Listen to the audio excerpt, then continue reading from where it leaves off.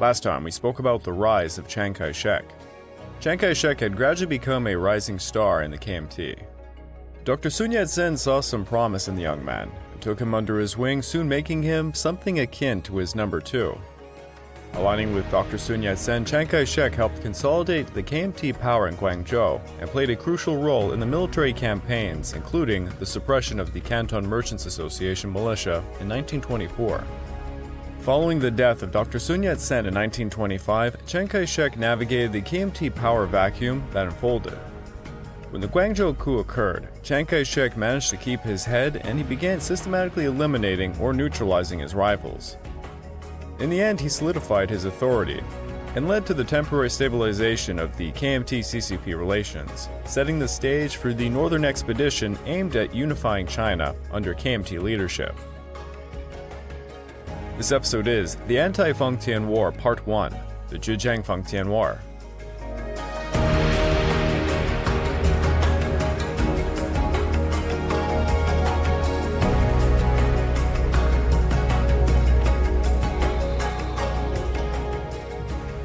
Welcome back to the Fall and Rise of China podcast. I'm your dutiful host, Greg Watson. But before we can begin, I just want to remind you all that this podcast is only made possible through the efforts of Kings and Generals over at YouTube. Perhaps you want to learn a bit more about the history of Asia? Kings and Generals has an assortment of episodes on the history of Asia and so much more, so go give them a look over at YouTube. So please, subscribe to Kings and Generals over at YouTube and continue to help us produce this content by checking out www.patreon.com/kingsandgenerals. And hey, don't forget about our sister podcast over at the Pacific War Week by Week podcast, written and narrated by me. And if after all that, if you're still hungry for some more history, why don't you check out my personal channel, the Pacific War channel over at YouTube. Over there I'm releasing a brand new series on the Japanese invasion of North China and Inner Mongolia. I also hired on an animator to try and help me out with some of the battle map stuff, so you're going to be seeing that in these new episodes. I was able to do so because of my Patreon account, which can be found at www.patreon.com/thepacificwarchannel. Over there, for as little as $2 a month, you get access to the exclusive Patreon podcast, early access to all the content I make, and voting rights for what I will tackle next. A big thanks to all of you who've already joined up. It means a lot to me. In this episode, we're going to be talking about a new warlord. Well, new-ish. When I had been introducing the individual warlords and their factions, I had to set a few aside, because they just simply come about later on in the warlord era. One of them being Sun Chuangfeng. Sun Chuangfeng was born April the 17th in 1885 in Fanjin, of Da'an County in Shandong Province. He lost his father at an early age. And because he grew up in old, troublesome Shandong, he was destined to face hardship. One of those first hardships would be in the form of the Boxer Rebellion, which provided much unrest, poverty, and famine. His family was forced to flee the famine many times before they settled in Jinan. Sun Chuangfeng had a little sister who went on to marry Wang Yinkai, a rising officer in the Vying Army and a prodigy under Yuan Shikai. By being the brother-in-law, Sun Chuangfeng received some financial aid and he was given a proper education. Sun Chuangfeng was quickly deemed talented and strong, so he was recommended to join the Vying Army training camp in 1902. Sun Chuangfeng graduated in 1904 and he was sent to Japan to train at the Tokyo Shinbo-Gaiko Military Preparatory School. Quite reminiscent of Chiang Kai-shek's experience, Sun Chuangfeng joined the Tongmenghui while studying in Japan. He would graduate 6th in his class and he served in the IJA before returning to China in 1908. The next year he took the Army Civil Service examination and he had excellent results, obtaining the status of an infantry juren. After this, Sun Chuangfeng was assigned to the 2nd Army Regiment of Malongbiao. Eventually, he was recruited by Wang Zhenyuan, who would become something of a mentor to him. During the Wuchang Uprising, Sun Chuangfeng was assigned to forces who went south to suppress the revolutionaries. After the founding of the new republic, Sun Chuangfeng took a station in Hubei. Sun Chuangfeng rose through the ranks, and by 1917 he was appointed commander of the 21st Mixed Brigade. After this, he received a promotion to commander of the 1st Division. During the Anhui-Zhlii War, Sun Chuangfeng was fighting under Wang Zhenyuan, as they captured Wu Guangxin. After this, Sun Chuangfeng was awarded commander-in-chief over the upper reaches of the Yangtze River. In 1921, the governor of Hunan, Zhao Hengti, attempted to expand his rule in Hubei by launching a small war known loosely as the Hunan-Hubei War. Zhao Hengti failed to expand his rule, but forced something of a political struggle upon Wang Zhenyuan, who ended up resigning from his post. Wu Peifu then recommended Sun Chuanfeng to become the commander of the 2nd Division, working under him. During the First Zhili-Fengtian War of 1922, Sun Chuanfeng officially became a member of the Zhlii clique, and he began publicly demanding the resignation of Shi Shicheng, the current Anhui clique president. In June of that year, Shi Shicheng resigned and Li Yuanhang took his place. The next year, Sun Chuanfeng was appointed the military inspector of Fujian province. He led his troops to Fujian and quickly seized control over the province. There he established the Funan Army. In September of 1924, the Jiangsu-Zhejiang War broke out, a precursor to the Second Zhili-Fengtian War. Sun Chuanfeng initially held back, but stated he was supporting Ji Xiyuan, the governor of Jiangsu, against Lu Yongxiang, the governor of Zhejiang. When the opportunity opened up, Sun Chuanfeng invaded Zhejiang and he defeated Lu Yongxiang. However, during the Greater War, the Zhlii clique was defeated by the Fengtian forces. Wu Peifu went into exile. Many of the remaining Zhlii warlords were tossed into an uneasy situation. For Sun Chuanfeng, it was a pretty awkward situation, as he had just won a smaller war, and he established a formidable power base in southeast China. With Wu Peifu gone, Sun Chuanfeng had just become the biggest Zhlii warlord. The new chief executive, Duan Qire, appointed Sun Chuanfeng as governor over Zhejiang, casting Qi Shiyuan to the wind. Duan Qire was struggling to keep the peace across the board. Thus, he was trying to appease the more troublesome warlords with decent appointments, hoping they would be complacent and not stir up any more trouble. Now, 2 episodes back, I mentioned how Feng Yuxiang established his Guomingjun, but he lacked funds and arms. Thus, he got into bed with the KMT, and by proxy, he was introduced to Mr. Borodin, representing the Soviets. The Soviets agreed to arm and fund his Guomingjun, as long as he provided the same reciprocity as the KMT, i.e., allowing communists to join his ranks. Feng Yuxiang held a sphere of influence in the northwest part of China. Now, there was this new triumvirate between him, Duan Qire, and Zhang Zuolin, which was something of a charade, to be honest. Zhang Zuolin really controlled everything. Zhang Zuolin controlled the wealthy provinces of northeast China, while Feng Yuxiang controlled the much poorer northwest. Zhang Zuolin was backed by the Japanese. He was essentially more of a conservative. Feng Yuxiang was seen as a radical politically, perhaps even a revolutionary, and his backer was of course the Soviet Union. It was not a good look. Duan Qire was not even in the same league as either of these men, having no real army anymore. Thus, Zhang Zuolin was essentially the one calling the shots. It was an arrangement destined to fail. After winning the Second Zhili-Fengtian War, Zhang Zuolin began moving pieces across the chessboard to consolidate his power. He first ordered the commander of his Fifth Army, Kan Chaoxi, to lead 2 Fengtian mixed brigades with some local troops over to Ruhe province to set up shop as its military governor. The commander of the Second Fengtian Army, Li Qingling, who was a Zhlii native, was ordered to serve as a sort of Zhlii military affairs director. The dogmeat general Zhang Zongchang was given his first big break. Zhang Zuolin made him the commander-in-chief of suppressing bandits in Jiangsu, Shandong, and Anhui provinces. Duan Qire then ordered the removal of Qi Shiyuan of the Zhlii clique from his post as the inspector general of Jiangsu, Anhui, and Jiangxi. He was to be replaced by our old friend Lu Yongxian, who would be the envoy to Jiangsu and Anhui. There's a certain amount of irony there. Thus, Zhang Zongchang and Lu Yongxian worked together, and they marched south along the Shanghai-Nanjing line. To face this incoming threat, Qi Shiyuan banded together with Sun Chuanfeng, and they likewise marched to Suzhou by January the 14th. On the 17th, both armies began fighting between Danyang and Wuxi. Yet by the 25th, Qi Shiyuan was decisively defeated. Qi Shiyuan fled to Shanghai before getting on a boat and going into exile in Japan. His so-called partner in crime, Sun Chuanfeng, had not ponied up the same amount of troops as he did, choosing to hold back a bit. When Qi Shiyuan fled for Japan, all of his troops were snatched up by Sun Chuanfeng. On February the 3rd, Sun Chuanfeng approached Zhang Zongchang to negotiate, and they signed the Second Jiangsu-Zhejiang Peace Treaty. Under said terms, the Zhlii Army agreed to retreat to Songjiang, and the Fengtian Army would retreat to Kunshan, while Shanghai would not station anybody's troops.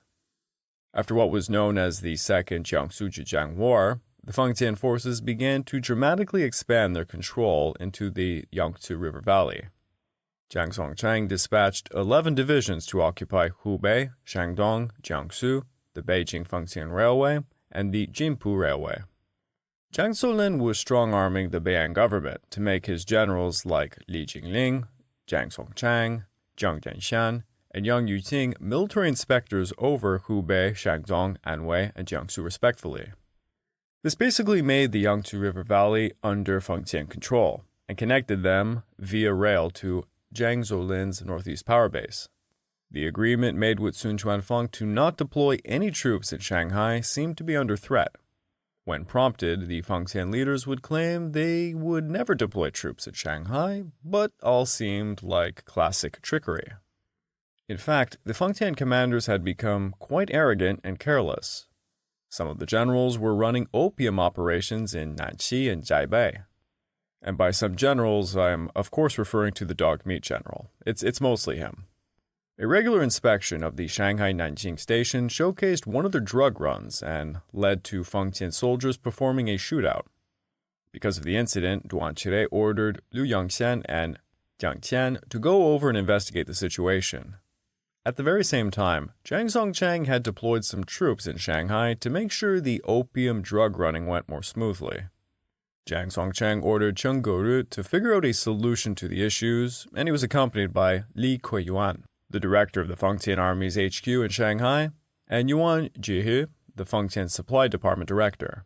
Cheng Geru and Li Kuiyuan quickly got into an argument and they began drawing their guns upon each other in a shootout. As reported by an eyewitness, Yuan was seriously injured. Li fell to his death. Cheng jumped out of a window and injured his waist. At that time, the guards of each person were outside, and they opened fire on each other after they heard the sound, and the order was very chaotic. Thus, Zhang Zongchang's efforts to smooth over the drug trafficking had done the very opposite. It made it very visible to the public. However, Zhang Zuolin was really quite arrogant himself by this point, and he believed their Fengtian Empire could get away with just about anything. So he simply dispatched a division of troops to Songhu to make sure things ran smoother. Unfortunately, he sent these forces to occupy garrisons that belonged to Sun Chuanfeng. At the same time, Fengtian forces led by Ding Shichun entered Nanjing. It really seemed Zhang Zuolin got far too overconfident. Apparently, he even began proclaiming, "If I don't beat anyone in the next 3 to 5 years, no one will dare to beat me." Likewise, his subordinate Yang Yuting mirrored his boss's sentiment, mouthing off to local warlords in Jiangsu. Jiang Jianshan in Anhui began boasting as well that he only brought 1 battalion with him. And Yang Yuting publicly declared, "I went to Jiangsu this time with only more than 10 entourages and a company of guards." Meanwhile, Li Jingling and Zhang Zongchang began to crack down on labor movements in Hubei and Shandong. There was a lot of unrest with workers, especially in Qingdao. Zhang Zongchang brutally suppressed any who would try to demonstrate or strike. A strict anti-labor and anti-communist movement was seen across the board in areas Fengtian controlled. Zhang Zongchang also cracked down on the remaining Zhuli clique influence in the Yangtze River Valley.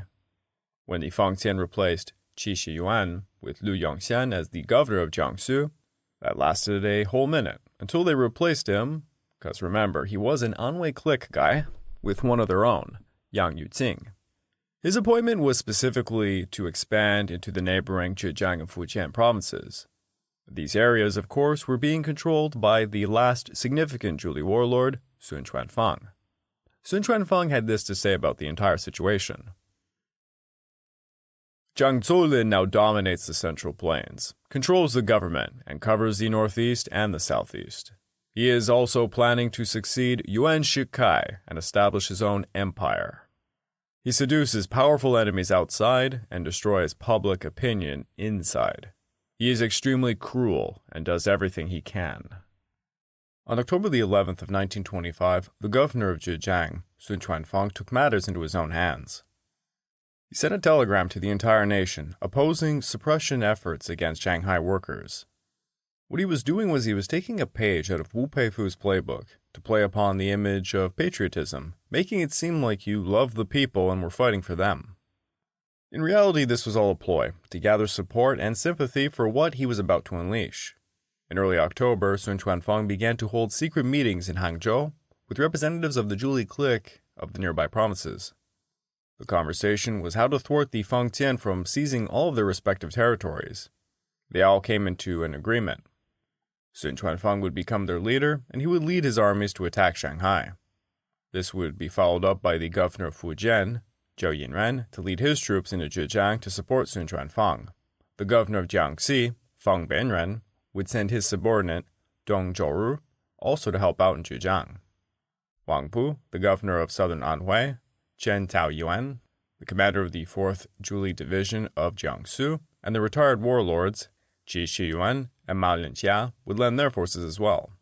Altogether, their forces were about 200,000 strong. Now after these meetings, Sun Chuanfeng gathered the troops at Songjiang and Changxing, calling for a national day on October the 10th as they performed a military parade. When Duan Shirei heard about this, he sent Liu Zhongyu to Hangzhou to try and mediate what was clearly turning into a very dire situation. The mediation completely failed. Meanwhile, Zhang Zuolin took notice and he urgently summoned his 4 governors, Li Jingling, Zhang Zongchang, Yang Yuqing, and Zhang Dongxuan. He was pulling them back to discuss how they should deal with this new emerging threat. However, Zhang Zuolin was far too late, for when the governors were en route to meet with him, Sun Chuanfeng made his move.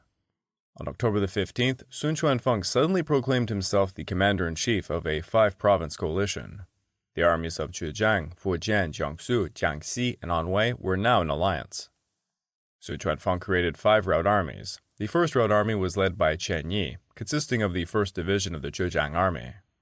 The second route army was led by Xiao Hongxun, consisting of the 4th Division. The 1st and 2nd route armies were responsible for attacking Shanghai and the Shanghai-Hangzhou line. The 4th route army was led by Liu Jiangxing, consisting of the 2nd Division of the Anhui Army, and the 5th route army was led by Zhou Fengqi, consisting of the 2nd Division of the Zhejiang Army, who were responsible for attacking Suzhou from Changxing. Sun Chuanfeng took command of the 3rd route army personally, leading them down the middle. On the 11th of October, Sun Chuanfeng sent a telegram calling on all the foreign nations with interests in Shanghai to send personnel to investigate what he claimed was Fengtian Army members abusing workers and peasants. This, of course, was a guise to launch his attack. The Fengtian warlords were taken completely off guard by Sun Chuanfeng's rapid offensive. They all had unfortunately been en route north for the meeting with Zhang Zuolin, and thus they were on passive footing. Basically, the Fengtian army was in a type of snake-like formation extending from Yongguan to Tianjin, Pukou, Nanjing, and Shanghai. They were all quite dispersed. Thus began what is known as the Zhejiang-Fengtian War. Yet, to complicate things, this was actually a theater of a larger war known as the Anti-Fengtian War or the Third Zhlii Funan War. There were, of course, other theaters, such as the Guomingjun-Fengtian War, involving Feng Yusang. The Anti-Fengtian War is pretty incoherent, thus I'm going to try and compartmentalize it. What should be known in regards to the Zhejiang-Fengtian War is that the Fengtian forces had the threat of Feng Yusang to their rear. If the Fengtian diverted their forces to thwart the Guomingjun, this would disallow them to quell the southern threat that was Sun Chuanfeng. Because of this, on October the 14th, Yang Yuqing ordered his subordinate, Xing Xian, to withdraw from the Shanghai area and quickly explained to him in a telegram, "Due to the Shanghai case, in order to maintain order, we had to adjust the army and declare martial law. Now that the Shanghai case has been resolved, the title of martial law commander should be cancelled. The troops should be withdrawn, and the Jiangsu Police Department should be moved to Shanghai to deter the enemy."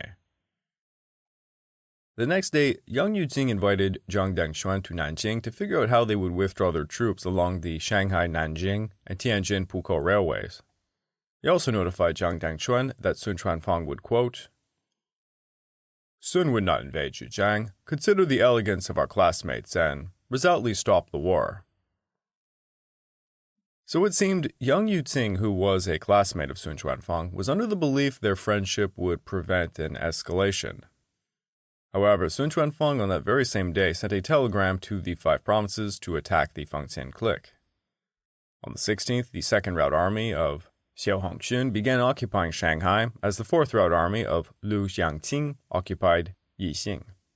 Both of them began advancing towards Suzhou and Wuxi. Roughly an hour before Sun Chuanfeng's forces seized Shanghai, there was a mass withdrawal of Fengtian forces there. Because the Fengtian forces had adopted a passive, even non-resistant stance towards Sun Chuanfeng's offensive, they all retreated quickly upon seeing any troops. Sun Chuanfeng's armies made quick and bloodless progress. However, upon reaching Linkao, near Danyang, on October the 18th, Xing Shiliang's men did not retreat. Sun Chuanfeng's vanguard found themselves facing what seemed to be a determined resistance, but in reality it was the rearguard, as the Fengtian forces were trying to evacuate Zhejiang province completely.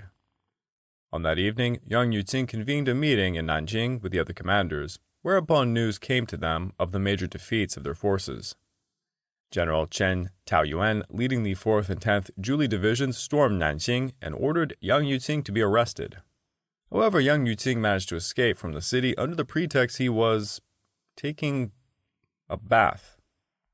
Yes, I will admit, a single source I've been relying upon for this event, because it's hard to find good sources on this one, stated without any context, so I'm just using my head here.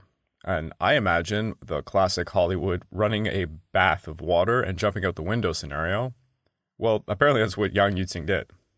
Regardless, Yang Yuqing abandoned the Fengtian garrison at Nanjing, fording a river, and he jumped into a car to get away. On the 19th, most of the Fengtian's 8th Division, including their commander, General Ding Chunqi, stationed at Nanjing, who had not already fled, they were surrounded and disarmed by Zhuli forces. The next day, Sun Chuanfeng arrived to Nanjing, whereupon he ordered Xiao Hongxun's division to ford the river to pursue the Fengtian forces fleeing towards Bangdu. On the 21st, Ni Chaorong was leading a Anwei brigade stationed around Xixian, where he took a car over to Weiguan, where he telegraphed Jiang Dongquan to resign.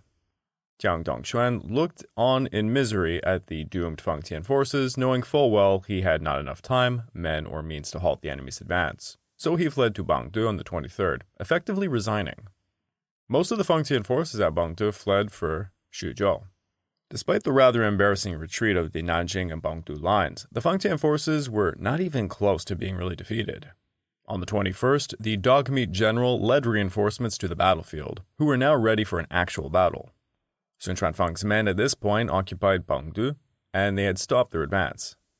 Unbeknownst to the Fengtian commanders, Sun Chuanfeng had secretly began negotiations with none other than Wu Peifu. Wu Peifu had come out of his retirement in Hubei. And over in the north, there was, of course, Fang Yusang, who was also coordinating with the 3 men. Sun Chuanfeng thought he had secured both men in his mission of attacking Shizhou, but both of them would fail to perform. Thus, Sun Chuanfeng found himself in a bit of a pickle at Bangdu. Meanwhile, on the 26th, Zhang Zongchang ordered his troops from Xing'an to attack Haizhou. Zhuli forces led by General Bai Baoshan were defeated there soundly.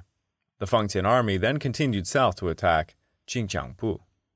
Zhuli troops led by Mao Yuren tried to defend the city, but soon became encircled and they were forced to surrender. Sun Chuanfeng ordered Jiang Jinyuan and Chen Daoyuan to reinforce the eastern sector and to try and halt the Fengtian advance. On the 1st of November, Zhang Zongchang launched a new attack upon the Jingdu Road, using armored cars and White Russian forces.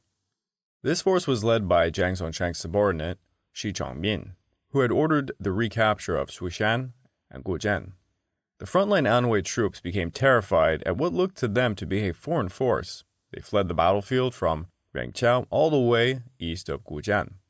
At this point, Lu Xiangqing, deputy commander-in-chief under Sun Chuanfeng, began demolishing the railway to hinder the Fengtian advance. He also dispatched Chen Yi and Xiao Hongxun's 2nd Division to hook around the rear of the Fengtian Army to try and cut their retreat.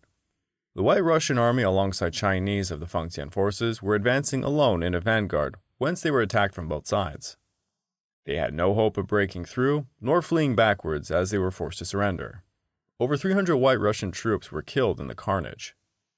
Shi Chongbing was captured at the Xingqiao station, and his 47th Brigade of the Shandong Army was completely surrounded. Jiang Zongcheng then dispatched Chu Yupu to reinforce and support the 47th Brigade in a counterattack to try and break out, but it failed. On November the 3rd, the 47th Brigade were all disarmed and they surrendered. Seeing no hope of rescue, Chu Yupu took his troops to man a defensive line between Suxian and Jiaogou. Sun Chuangfeng now took advantage of the crumbling Fengtian situation, and he ordered the Zhlii forces to surround Suzhou. Jiang Zongcheng mobilized everything the Fengtian had for a decisive battle, but disaster was striking elsewhere. It will be discussed more in depth next episode, but Feng Yusung had entered the fray, attacking the Fengtian rear in Hubei and western Shandong. Jiang Zuolin realized this dreaded two-front war had finally come, and he elected to pull back his strength. Jiang Zuolin ordered Jiang Zongcheng to pull the men back into Shandong on the 6th. On the 7th, Xing Xilian, Xue Kun, Bi Xiongcheng, and other Fengtian commanders were retreating from Haizhou and Sushan to Tancheng and Taizhizhuang. Chu Yupu and other troops retreated from Suxian and Suzhou to Hanzhong and Lijiang. On November the 8th, Sun Chuanfeng's army finally occupied Suzhou. On the 20th, Sun Chuanfeng sent a public telegram to return to Hangzhou from Suzhou. From then on, the 5 provinces of Jiangsu, Zhejiang, Anhui, Jiangxi, and Fujian were under the complete control of Sun Chuanfeng. The Zhejiang-Fengtian War was declared over. It was a very embarrassing defeat for the Fengtian clique. Across the Shanghai-Nanjing defensive line, the Fengtian army had suffered very heavy losses. Their entire 8th Division was captured. Most of the 20th Division was annihilated. It was said only Commander Lue Yufu, the commander of the 44th Brigade of the 20th Division, had led his troops to resist the Zhejiang army for several hours on the way back from Shanghai. Because he was isolated and helpless, Lue Yufu was apparently forced to disguise himself as a monk to escape. When he fled back to a safer area, Jiang Zuolin said to Lue Yufu, "You are back. Great. I heard you disguised yourself as a monk. Damn it. In Jiangnan, you were the only one who fought with Sun Chuanfeng for 8 hours.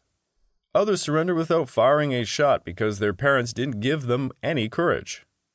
Now I will organize another Type A brigade for you, which is a 3-regiment system. Soldiers are being recruited and stationed in Dongshangju. Train hard." Upon winning the Zhejiang-Fengtian War, Sun Chuanfeng immediately called for a ceasefire, literally the day he was entering Suzhou. His top priority was to consolidate his gains, for he understood he had only served the Fengtian a bloody nose as they were preoccupied with a war in the north. Then Chen Tangyuan of Jiangsu sent a telegram publicly announcing his support and nominating Sun Chuanfeng to form a government in Nanjing, leading the 5 provinces that he had led during the war. To try and remedy the situation, the Beiyang government offered Sun Chuanfeng the position of military inspector of Jiangsu, combining his military inspector titles over Zhejiang and Fujian. Thus, Sun Chuanfeng would legitimately rule 3 provinces. The warlords running Jiangxi and Anhui were no match at all for Sun Chuanfeng, thus they would have to submit to him regardless. So unofficially, Sun Chuanfeng established a new sort of government in Nanjing, ruling over the 5 provinces. This would be the very peak of his career, but nothing is ever built to last. I would like to take this time to remind all of you that this podcast is only made possible through the efforts of Kings and Generals over at YouTube. Please go subscribe to Kings and Generals over at YouTube and continue to help us produce this content by checking out www.patreon.com/kingsandgenerals. Hey, don't forget about our sister podcast over at the Pacific War Week by Week podcast, written and narrated by me. And if after all that, if you're still hungry for some more history, why don't you check out my personal channel, the Pacific War channel, over at YouTube.